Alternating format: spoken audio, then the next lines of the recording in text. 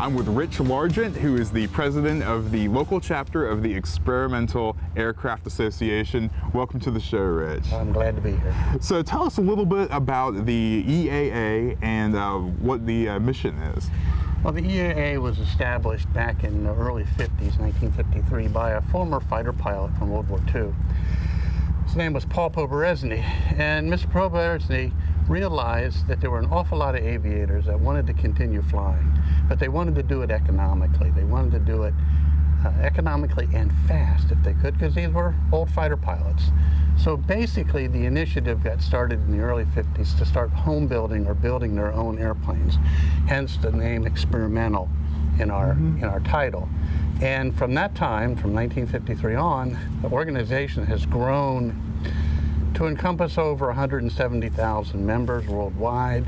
It is not just limited to flying home-built aircraft.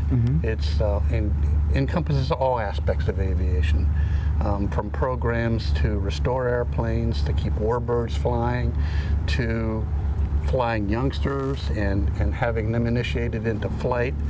And probably, if anybody knows anything about the EAA, they know that every year in Oshkosh, Wisconsin, which is where our headquarters are, we hold a week-long convention that is the largest air show in the world. Wow. So that's our name, our claim to fame.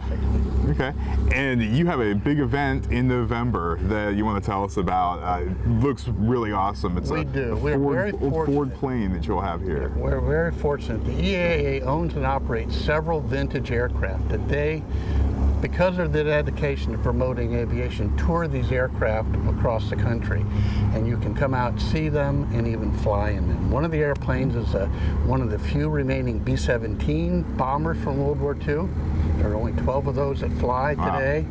And we're very fortunate that in November, from the 10th to the 13th of November, we will be hosting a 1929 Ford Trimotor that is owned and operated by the EAA. There are only 8 of these left flying today, and it was the first commercially successful airliner. It started airline passenger traffic like we know it today. Wow. And the Ford Motor Company built them. All right, so certainly a pioneer in the commercial airline industry. Absolutely. Henry Ford was a magician in many things and a genius in others, and he realized early on that flying people from place to place was going to be the thing to do. Yeah, a lot of people think of Ford for the cars, but aviation is a big part of that history. And this was right at the beginning of the Depression, too. So you can imagine the amount of thought that went into this to try to get airline travel up and running, and he was able to successfully do it.